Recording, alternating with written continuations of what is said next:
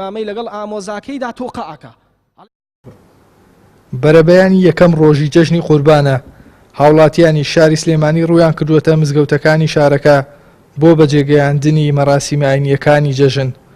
هەمووان پێکەوە بە سەرجەم جیاوازیەکانیانەوە وێنەیەکی جوانی ئاشتی و برایەتی نێوان موسڵمانانیان نەخشاندووە.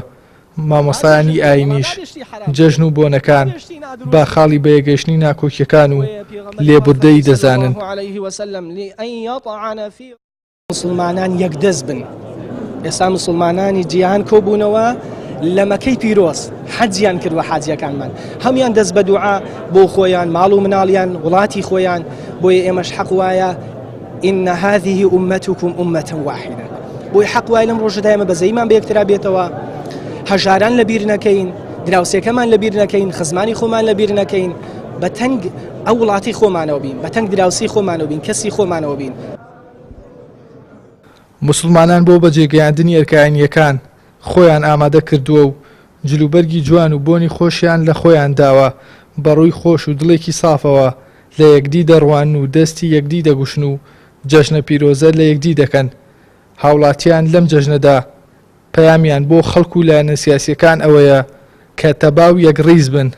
جەژنە پیرۆزە ڕاستی هەموو بنەماڵەکەمەکەم بە تایبەتی خوشکەزاکەم کە ئێستا لە خەسخانە. وەڵڵاهی قسەی منەوەیە بەس ئەوەی کەوا لەیەک زیز بوویت لەگە کە سوکاریا ئیمڕۆکە ڕۆژیەوەی ڕۆژی ئاشبوونەوەیە ئەو دڵمان با ساف بکەین لە ئاستی یەکتریا قین و لە دڵمان نەهین بەرامبەر یەکتری ئینشاءالله. وەڵا جەژنە پیرۆزە ئاراسی هەموو خۆشەویستان و هەموو دۆستان و هەموو مسلمانانەکەن پیرۆزبایی لە هەموو مسلمانانی جیهان و بە تایبەتی مسلمانانی کوردستان و هەموو ماڵە شەهیدەکان و هەموو پێشمەرگەی قارمانەکان.